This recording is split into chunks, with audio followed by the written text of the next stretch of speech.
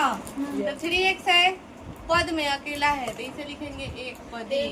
पहले इसमें क्वेश्चन है पद और घात दोनों के आधार पर बताना है कि कितना पदी है और कितना घाती है। एक बार अच्छे से देखना सब ताकि दिमाग में सेट हो जाए। अकेला है एक पदी, घात कितना है, घात इसमें कुछ भी नहीं है लेकिन देखा जाए तो एक है। जब जिसका घात एक रहता है वो कौन सा बहुपद होता है, रैखिक बहुपद होता है। ठीक, एक घाती भी लिख सकते हैं लेकिन एक घाती नहीं पूछता है, एक घाती पूछता ही नहीं है। अक्सर हर एग्जाम में हर क्वेश्चन में रैखिक ही मिलेगा, तो एक घाती रटने से ज्यादा है क्या रटेंगे, रैखिक। अगला क्वेश्चन है फिर यहाँ पे √2x + 4x, देखा जाए तो एक एक द्विपदी है ना, यहाँ पे लिखेंगे द्विपदी। और घात के आधार पर फिर देखेंगे तो एक घाती यानी पावर एक है, इसका मतलब क्या है, रैखिक है, रैखिक बहुपद। अब यहाँ पे देखेंगे अकेला है, एक पदी होगा, पद के आधार पर एक पदी होगा। इसका पावर 3 है तो क्या होगा, त्रिघाती, घात के अनुसार त्रिघाती। यहाँ पे 1 2 3 पद है तो त्रिपदी लिखेंगे। और यहाँ पे पावर के अनुसार घात के अनुसार 2 है तो द्विघाती। यहाँ क्वेश्चन दिया है 1 2, कितना पद है, 2 पद, तो द्विपदी होगा। अगर घात के अनुसार देखेंगे तो क्या होगा, एक घाती, रैखिक। रैखिक बोलो। अब इस पे क्वेश्चन बन जाएगा। व्यापक रूप अब देखना है क्या होता है। ऐसे तो हम लोग पहले ही देख लेना चाहिए लेकिन नहीं बताई थी, अभी बता दे रही हूँ बहुपद का व्यापक रूप क्या होता है। सबसे पहले इसमें हम लोग पढ़े हैं रैखिक बहुपद, द्विघात बहुपद, त्रिघात बहुपद और लास्ट चतुर्थक पढ़े हैं। लेकिन मैं बताई हूँ कि हम लोग को 10 क्लास में कहाँ तक पढ़ना है, त्रिघात तक पढ़ना है, चतुर्थ वाला को पढ़ना नहीं है। तो इसलिए हम व्यापक रूप भी कहाँ तक देखेंगे, त्रिघात तक भी देखेंगे। पहला है हम लोग का रैखिक बहुपद, दूसरा द्विघात बहुपद और तीसरा है त्रिघात बहुपद। अब इसमें हम लोग को सिर्फ बता देना है कि रैखिक बहुपद में क्या होता है। तो रैखिक बहुपद का व्यापक रूप होता है ax + b। रैखिक बहुपद का व्यापक रूप ax + b। उसके बाद द्विघात बहुपद का व्यापक रूप होता है ax² + bx + c। त्रिघात बहुपद का व्यापक रूप होता है ax³ + bx² + cx + d।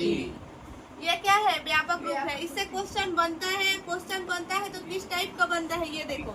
जैसे यहाँ पे पूछ देगा द्विघात बहुपद का व्यापक रूप है, क्वेश्चन यही रहेगा हम लोग का। ठीक, अब इसमें ऑप्शन दे देगा। ऑप्शन ए में दे दिया ax + b, ऑप्शन बी में दे दिया ax⁴ + bx⁴ 4, ऑप्शन सी में दे दिया ax² + bx + c और ऑप्शन डी में दे दिया ax³ + bx² + cx + d। Question इसी टाइप से बनेगा। बोलेगा, बोल रहे हैं द्विघात बहुपद। अभी मैं बताई हूँ कि रैखिक बहुपद मतलब जिसका पावर 1 है, और रैखिक बहुपद जिसका पावर 2 है वो द्विघात बहुपद, जिसका पावर 3 है वो त्रिघात बहुपद। ठीक, रैखिक बहुपद का व्यापक रूप ax + b और द्विघात बहुपद का व्यापक रूप मतलब द्वि मतलब जिसका पावर 2, तो यहाँ पे पावर 2 है कि नहीं, x² + bx + c।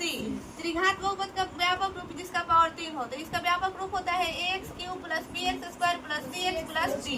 बाबू यहाँ पे द्विघात बहुपद ही पूछ रहा है। द्विघात का मतलब जिसका घात कितना हो, 2 हो। इसका घात तो यहाँ पे 4 है, होगा नहीं। इसका घात यहाँ पे 3 है, होगा नहीं। इसका घात यहाँ पर 1 है, होगा नहीं। एक ऑप्शन सी बचे है, इसका घात 2 है, क्या यह होगा, व्यापक रूप यही होगा, बन जाएगा। इसी टाइप से क्वेश्चन बनता है। एक और बताना है, रैखिक बहुपद का व्यापक रूप। ए में हो जाएगा 3x + 2, ऑप्शन बी में हो जाएगा 6x² + y, ऑप्शन सी में हो जाएगा ax² + bx + c। बोलो रैखिक बहुपद का व्यापक रूप क्या होगा। इसका पावर 2 है, ये तो होगा नहीं, क्या कि द्विघात हो जाएगा। इसका पावर भी 2 है, क्या हो जाएगा, द्विघात। ये पूछ रहा है रैखिक, तो ऑप्शन नंबर ए, क्योंकि इसी का पावर क्या है, 1 है। बन जाएगा इस टाइप से क्वेश्चन। Yes miss. शून्यंक ज्ञात करना इसमें सीखना है, ठीक है। अब शून्यंक कैसे निकलेगा, इससे भी क्वेश्चन बनता है। क्वेश्चन हमारा 1 नंबर में दे दी हूँ, 4 क्वेश्चन दी हूँ, चारों अलग अलग टाइप का है। दो तो हाँ, चारों अलग अलग टाइप का है। इसमें पहला क्वेश्चन देखना है x माइनस 2, इसका शून्यंक ज्ञात करना है। सॉल्व लिखेंगे क्या, x माइनस 2 है। शून्यंक ज्ञात करने के लिए मैं 9th में भी पढ़ाई हूँ, अभी भी बता रही हूँ कि शून्यंक ज्ञात करने के लिए बराबर में अपने से क्या लगाएंगे, शून्य लगाएंगे या 0। बात ये की हुआ। अब जात जात को एक तरफ करेंगे। ये भी बताई हूँ कि जब इधर से उधर जाएगा तो कुछ चार्ज लगेगा, यानी कि चार्ज विपरीत हो जाएगा। अगर माइनस है तो प्लस में होगा, प्लस है तो माइनस में होगा। तो यहाँ पे x है, ये दोनों एक ही जाति का है, दोनों क्या है, अचर है।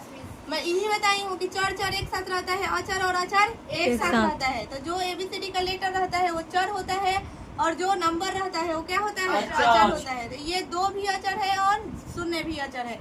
तो शून्य को शून्य लिख देंगे। और मैं बोली हूँ कि जब बराबर को उस साइड भेजेंगे तो चिन्ह क्या होगा, चेंज होगा, यानी उल्टा होगा। माइनस है तो प्लस, प्लस है तो माइनस, गुना है तो भाग, और भाग रहेगा तो गुना। यहाँ माइनस है, इधर लाएंगे तो क्या होगा, प्लस।